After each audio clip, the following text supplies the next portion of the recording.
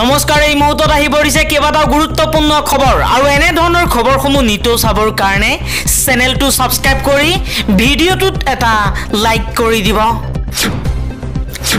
এই মুহূৰ্তত জনাইছো এটা ব্ৰেকিং নিউজ। অসমত এইবাৰৰ বানপানীত এতিয়ালৈকে 8জনকৈ লোকৰ মৃত্যু হৈছে। যোৱা 10 বছৰত অসম বানমুক্ত কৰিম বুলি বিজেপি চৰকাৰে কিমান প্ৰতিশ্ৰুতি দিলে তাৰ কোনো সীমা সংখ্যা নাই।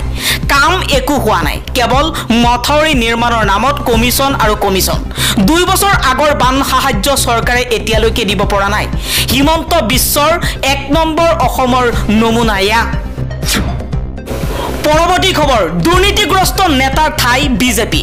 নৰেন্দ্ৰ মোদীয়ে বেটি বাচাও বেটি পঢ়াও শ্লোগান দি থাকিল, কিন্তু প্ৰজ্জ্বল ৰেৱানাৰ ক্ষেত্ৰত নিজৰ মৌনতা ভংগ নকৰিলে। কৰ্ণাটকৰ মুখ্যমন্ত্ৰী সিদ্ধাৰামাইয়াই প্ৰধানমন্ত্ৰী মোদীলৈ এখন পত্ৰ লিখি দেশ এৰি পলায়ন কৰা প্ৰজ্জ্বল ৰেৱানাক ঘূৰাই আনিবলৈ অনুৰোধ জনাইছিল, কিন্তু মুখ্যমন্ত্ৰীৰ চিঠিৰ প্ৰতি সঁহাৰি নিদিলে প্ৰধানমন্ত্ৰী মোদীয়ে।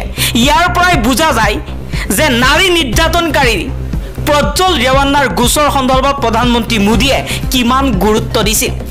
কেৱল মাত্ৰ মুখতহে বেটি বাচাও বেটি পঢ়াও শ্লোগান। আন এটা খবৰ, অসমত বৰষুণৰ বাবে ন ঠাই এতিয়া প্লাবিত হৈ পৰিছে। বৰষুণৰ পিছতে বৃদ্ধি পাইছে তাপমাত্ৰা। প্ৰচণ্ড গৰমৰ বাবে 24 ঘণ্টাত 55জনকৈ লোকৰ মৃত্যু হৈছে। কেইবাখনো ৰাজ্যত 50 ডিগ্ৰীতকৈ অধিক হৈছে তাপমাত্ৰা। দিল্লীত 52.9 ডিগ্ৰী চেলচিয়াছ হৈছে তাপমাত্ৰা। ৰাজস্থান, হাৰিয়ানা, পাঞ্জাব, বিহাৰ, উত্তৰ প্ৰদেশ, উৰিষ্যা, মধ্যপ্ৰদেশ, মহাৰাষ্ট্ৰতো এতিয়া ভয়ংকৰ পৰিস্থিতিৰ সৃষ্টি হৈছে তাপমাত্ৰাৰ বাবে। পৰৱৰ্তী খবৰ, এইবাৰ প্ৰধানমন্ত্ৰী নৰেন্দ্ৰ মোদী আৰু বিজেপিৰ বিৰুদ্ধে সৰব হৈ পৰিছে লালু প্ৰসাদ যাদৱৰ কন্যা ৰোহিণী আচাৰ্য। ৰোহিণী আচাৰ্যই কৈছে যে আজি মই মণিপুৰৰ মহিলাক ৰাজহুৱাকৈ অপমান কৰাৰ বিৰুদ্ধে ভোটদান কৰিছোঁ। মোৰ ভোট মণিপুৰক লৈ মৌনতা অৱলম্বন কৰাসকলৰ বিৰুদ্ধে, মোৰ ভোট মণিপুৰৰ কাৰণে।